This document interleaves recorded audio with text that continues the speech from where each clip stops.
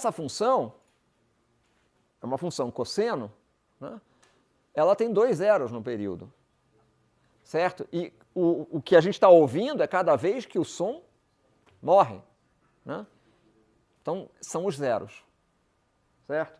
Vocês notam que eu desenhei a função aqui, mas essa função, no fundo, ela diz o quê? Ela diz que a função que oscila rapidamente está limitada a ela. Ela está limitada a ela positiva e negativamente. Por isso que vocês veem que eu desenhei um envelope aqui com o simétrico da função. Tá certo? E aí, nesse caso, a gente vê imediatamente o período desta função está aqui. Neste período, a gente tem 2 vezes 0. Então, essa função varia com ΔΩ sobre 2t. No entanto, o batimento ocorre numa frequência ΔΩ. Ou, se quiserem, ΔΩ sobre 2π, né? Que é a frequência mesmo. Né? ΔΩ é uma frequência angular. Ok? Tá bom. A gente vai voltar a isso no contexto de ondas. Tá bom. Vamos para essa situação agora. Ah, não. Desculpem. Comentários. Qual seria a diferença? Qual seria a diferença se eu tivesse considerado φ1 e φ2 diferentes de 0? O que vocês acham que aconteceria com o nosso resultado final? Bom, até certo ponto, ótima resposta, mas não está extremamente preciso. Acontece alguma coisinha, não é nada. O que acontece? Essas posições aqui se deslocam. Só isso. Então, do ponto de vista da análise do problema, não muda nada, certo? Só muda as posições onde os zeros da função vão aparecer. Ok? Bom, o que mais? Eu disse para vocês que a gente estava considerando amplitudes iguais. E se a gente tivesse considerado amplitudes diferentes? Bom, se a gente tivesse considerado amplitudes diferentes, isso aqui iria a 0.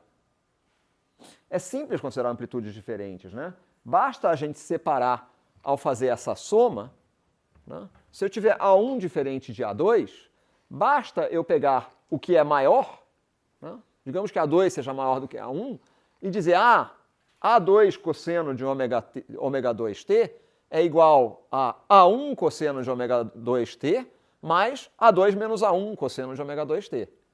Então, sobra um termo, eu faço a soma exatamente da mesma maneira, e além dessa solução aqui, sobraria um termo correspondendo a uma oscilação de um único dos sistemas, né, que eu teria que somar a essa solução aqui.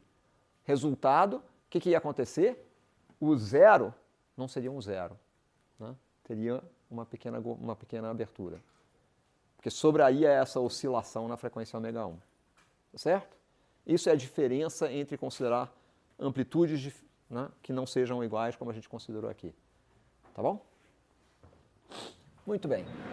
Então agora vamos para essa situação aqui. Nós vamos considerar a superposição de osciladores em direções ortogonais.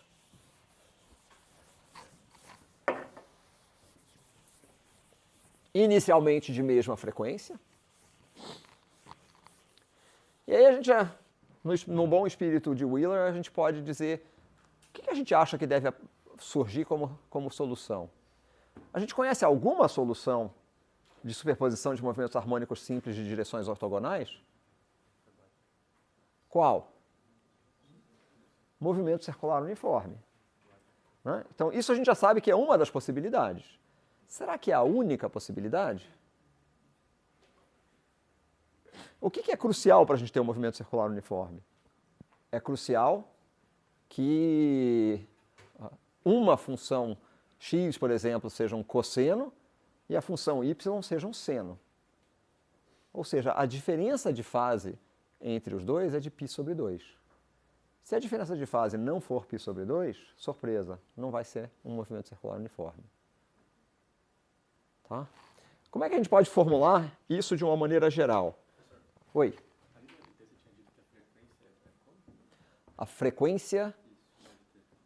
a frequência do A de t é delta ômega sobre 2. Né? Só que a frequência com que o batimento ocorre é 2 vezes a frequência de A de t, porque tem 2 zeros em cada período. Tá certo? Então, o período, se quiser, é metade, a frequência é o dobro, o que significa que a frequência do batimento é delta ômega. Tá bom? Como é que a gente pode formular isso? Se a gente tiver uma força restauradora em 2D. O que quer dizer isso? Isso quer dizer um F que é igual a menos KR. Né? Ou, se quiserem, menos K x I mais Y J. Como é que a gente resolve esse problema? Segundo a lei de Newton, M, R, 2 pontos, igual a menos K, R. Quantas equações a gente tem aqui? Quantas equações a gente tem? 2. Né? Independentes. Uma para x e uma para y. É a mesma coisa que quando a gente resolveu, né, usando variável complexa. Exatamente a mesma coisa. E a gente já viu que usando variáveis complexas, a solução... Então, isso aqui significa este sistema, mx 2 pontos mais kx igual a 0, my 2 pontos mais ky igual a 0, soluções x igual a cosseno de ômega t mais φ, y igual a b cosseno de ômega t mais φ. O vetor R é equivalente à superposição desses dois. É a soma dos dois, só que agora com direções ortogonais.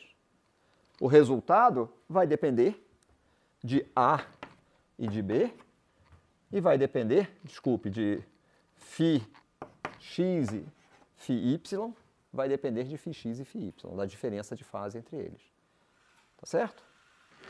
Como é que a gente pode tratar isso? Uma das coisas que a gente pode fazer é para simplificar o tratamento, arbitrar que φx é igual a 0 e simplesmente considerar um φ correspondente a y. Porque o que interessa é a diferença de fase entre eles, né? Não é a fase absoluta. Tá bom. O que a gente pode dizer sobre o movimento? O que a gente pode dizer sobre o movimento? Deve ser periódico? Sim, claro, porque ambas as funções têm mesmo período. Então, a cada intervalo de tempo 2π sobre ômega, tanto x quanto y tem que retornar ao valor inicial. Então, tem que ser periódico. O que mais que a gente pode dizer? Bom, o movimento em x é limitado, não é? Qual é o valor máximo que x pode ter? E o valor mínimo? Então, o movimento em x é limitado entre menos A e A. E o movimento em y? Entre menos B e B. Isso quer dizer que, com certeza, o sistema vai estar nessa região aqui. Esse movimento não pode sair explorando o plano, né, livremente. Ele tem que estar limitado entre menos A e A para x, menos B e B para y. O sistema deve percorrer uma trajetória no plano xy, né?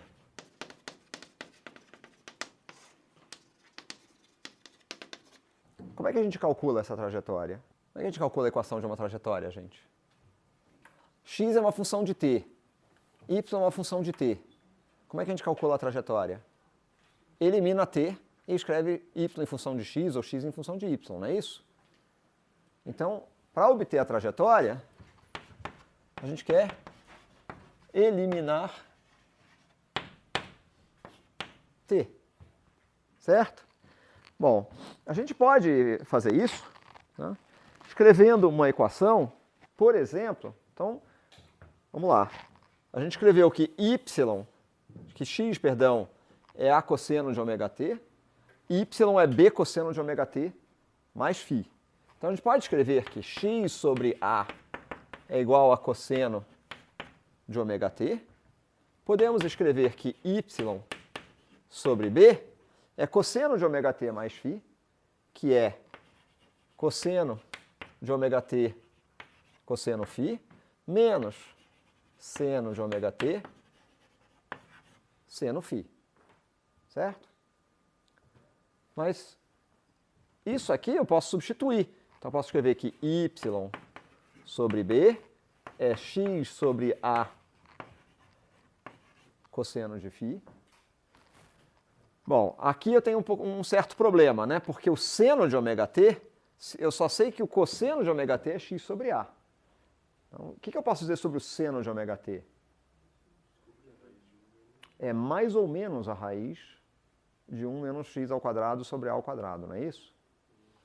Então, isso aqui eu posso escrever como menos mais raiz de 1 menos x ao quadrado sobre A ao quadrado seno de φ. Ok? Tá bom. Tá aí a equação. Essa equação, tanto faz eu escrever mais ou menos mais ou menos, né? A gente já reconhece essa equação? Que tipo de trajetória isso representa? Ainda não, né? Hã? É uma elipse, em geral. Tá? Em geral, isso é uma elipse. Vamos tentar tornar isso uma equação mais padrão de uma elipse. Tá? Para tornar isso uma equação mais padrão de uma elipse, em que formato a gente conhece a equação da elipse, hein? X ao quadrado... Bom, a gente conhece bem a equação da elipse orientada ao longo dos eixos x e y, né? Então, isso é da forma x ao quadrado sobre a ao quadrado mais y ao quadrado sobre b ao quadrado igual a 1, né? Bom, tá bom. Isso representa uma elipse orientada com os eixos maior e menor, né, ao longo dos eixos x e y. Claro que essa não é a única forma possível de uma elipse. A gente pode ter uma elipse girada também. Tá? Mas, de um modo geral, a gente conhece uma relação entre os quadrados. Então, vamos pegar essa equação e levar ao quadrado. Y ao quadrado sobre b ao quadrado, x ao quadrado sobre a ao quadrado, cosseno ao quadrado de φ, mais 1 menos x ao quadrado sobre a ao quadrado, seno ao quadrado de φ, mais ou menos, duas vezes, x sobre a, raiz de 1 menos x ao quadrado sobre a ao quadrado, seno φ, cosseno φ. Tá bom? Já tem uma cara um pouquinho mais próxima do que a gente quer, mas ainda não é realmente o que a gente quer, né? Vamos olhar para aquilo e ver se tem alguma coisa que a gente consiga fazer que possa ajudar. Olhando para a expressão de cima, a gente tem y sobre b, x sobre a cosseno de φ, mais ou menos raiz de 1 menos x ao quadrado sobre a ao quadrado, seno de φ. Na expressão de baixo, a gente tem duas vezes x sobre a, raiz de 1 menos x ao quadrado sobre a ao quadrado, seno φ, cosseno φ. Certo? Se eu pegar essa expressão aqui, eu quero eliminar esse termo aqui. Esse termo que tem produto de x sobre a com raiz de 1 menos x ao quadrado sobre a ao quadrado. Tá? Para eliminar esse termo, se eu pegar aquele termo de cima, multiplicar por duas vezes x sobre a, duas vezes x sobre a cosseno de φ, e eu subtrair uma coisa da outra, vocês concordam que esse termo aqui vai embora? Entenderam o que eu estou dizendo? Então, o que eu vou escrever é y ao quadrado sobre b ao quadrado menos duas vezes x sobre a y sobre b cosseno de φ. Ok? Quando eu fizer isto, aquele termo ali vai sumir, certo? O que sobra? Bom, vamos lá, né? Isso aqui é y ao quadrado sobre b ao quadrado, né? Menos 2 vezes x sobre a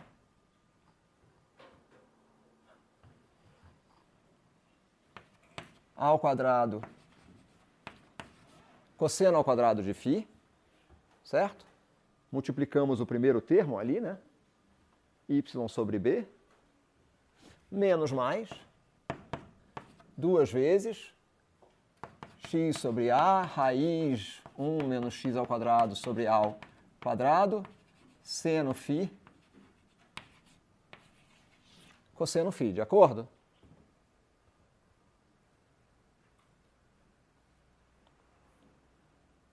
Sim ou não? Então, onde está o erro? Ó, eu estou calculando quanto vale isso aqui. Está lá, ó. Menos 2 vezes x ao quadrado sobre a ao quadrado cosseno ao quadrado de φ. Menos mais agora, porque eu multipliquei por menos 2 vezes x sobre a cosseno de φ, aquele termo ali. Então, x sobre a cosseno de φ, raiz quadrada disso, seno φ. Ok? Agora, se eu substituir o valor de y ao quadrado sobre b ao quadrado, se eu olhar para o resultado, né, pegando o y ao quadrado sobre b ao quadrado, isso aqui, o que sobra ali? Se eu calcular isso aqui agora, vamos lá, eu tenho x ao quadrado sobre a ao quadrado cosseno ao quadrado de φ, menos 2 vezes x ao quadrado sobre a ao quadrado cosseno ao quadrado de φ. Vejam, quando eu fizer isto menos isso aqui, este termo vai cancelar, certo? Vamos fazer por extenso, vai? Então vamos lá. X ao quadrado sobre a ao quadrado cosseno ao quadrado de φ, menos 2 vezes x ao quadrado sobre a ao quadrado cosseno ao quadrado de φ, mais 1 menos x ao quadrado sobre a ao quadrado seno ao quadrado de φ, mais ou menos 2 vezes raiz, 2 vezes x sobre a, raiz, etc., menos mais 2 vezes x sobre a, raiz, etc. De acordo? Agora eu substituí o valor de y ao quadrado sobre b ao quadrado, certo? Então, primeira coisa, isto aqui vira isso. Este termo cancela com esse termo aqui. Sobrou o quê? Sobrou seno ao quadrado de φ menos x ao quadrado sobre a ao quadrado, não é? Ou seja, menos x ao quadrado sobre a ao quadrado mais seno ao quadrado de φ. Estão de acordo com isso? Bom, o que isso quer dizer? Se eu pegar agora esta equação e essa equação, que y ao quadrado sobre b ao quadrado mais x ao quadrado sobre a ao quadrado menos 2 vezes x sobre a, y sobre b cosseno de φ é igual a seno ao quadrado de φ.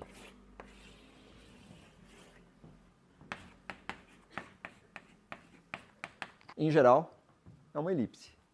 Né? Por exemplo, se φ igual a π sobre 2, quanto dá essa equação? Y ao quadrado sobre b ao quadrado mais x ao quadrado sobre a ao quadrado igual a 1, né? Então, como que é essa elipse? Essa é uma elipse que eventualmente vai ter um ângulo, né? Ela vai estar rodada em relação aos eixos coordenados x e y, dependendo do valor de φ. Tá? Bom, tá bom. Oi? Eu não entendi. Como eu cheguei aqui? Não, y ao quadrado sobre b ao quadrado menos 2x sobre a. Não entendi por que você colocou isso. Então, a pergunta não é como eu cheguei nisso. Eu escolhi escrever isso. Tá? Por que eu escolhi escrever isso? Porque eu noto que quando eu faço este produto aqui por y sobre b, com esse fator menos 2, se eu olhar para a expressão de y sobre b, tá, isso vai justamente cancelar aquele termo mais ou menos 2x sobre a raiz de 1 menos x ao quadrado sobre a ao quadrado, seno φ cosseno φ. Tá? Então, eu não cheguei a isso. Eu escolhi escrever isso para eliminar essa parte aqui. Ou seja, eu escolhi de modo que esse termo sumisse. Tá bom? Então a gente não chegou nisso. Ok? Mais perguntas? É fácil de ver isso? Como assim é fácil de ver isso? A gente acabou de ver. Não, na hora você olha essa equação, eu vou fazer isso. Eu acho que a pergunta se refere ao que eu disse antes em relação ao Feynman. Né? Esperteza. Esperteza não é uma coisa que a gente ensine, certo? É uma coisa que a gente, eventualmente, né, de tanto fazer, a gente se acostuma. Tá certo? Essa é uma daquelas situações, isso é uma discussão interessante, tá? Porque essa é uma daquelas situações em que, eventualmente, chegar na solução não é muito simples. Mas uma vez que a gente chegou na solução, perceber que é solução, é muito fácil. Né? Então, perguntar por que a gente escolheu escrever dessa maneira, tá? A resposta é porque nós já estávamos buscando uma equação com essa característica aqui. Então, ao escrever esse tipo de produto, a gente já sabe que isso pode aparecer perfeitamente na equação de uma elipse, tá certo? E segundo, porque ao escrever exatamente isso aqui, a gente percebe imediatamente que este termo cancelaria. Certo? E esse termo a gente não quer na nossa equação da elipse. Certo?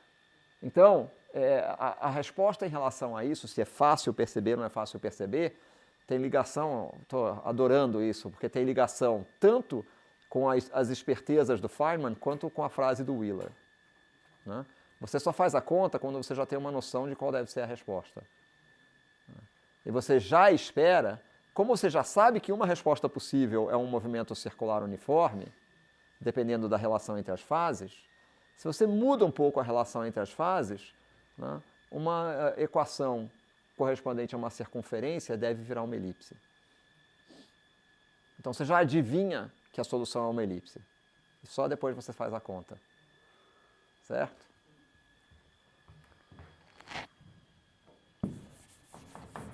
Muito bem.